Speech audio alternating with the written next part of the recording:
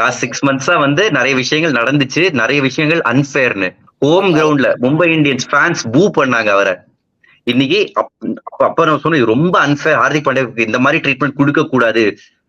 இன்னைக்கு world cup ஆக்சுவலா நிறைய ஹீரோஸ் இருக்காங்க, பட் கிளாசனோட விக்கெட்டை எடுத்தாரு ஹார்திக் பாண்டியா, மில்லரோட விக்கெட் எடுத்தது ஹார்திக் பாண்டியா. இந்த ரெண்டு இல்லைன்னா மேட்ச் இன்னைக்கு காலி. ஸோ ஹர்திக் பாண்டியோட ஓவர் இல்லைன்னா இன்னைக்கு இந்தியாவோட கையில கப்பு இல்லை. ஸோ அவர் தான் ஹீரோ. கடைசி ஓவர் அப்படி செட் ஆகி வந்து ஒரு பயங்கரமான மொமெண்டா வந்து செட் ஆகி வந்துருந்துச்சு.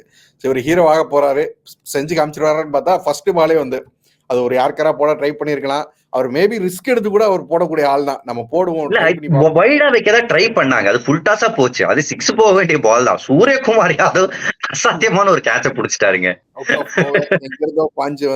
எங்க இருந்தோ வந்து பாஞ்சு அந்த மாதிரி புடிச்சாரு. அதுதான் கேம அந்த கட்டத்துல டர்ன் பண்ணுச்சு. அதுக்கப்புறம் எங்க வேணாலும் போயிருக்கலாம். பட் கேமை டிஃபைன் பண்ண moment Hardik Pandya Klaasen out ஆக்குனது.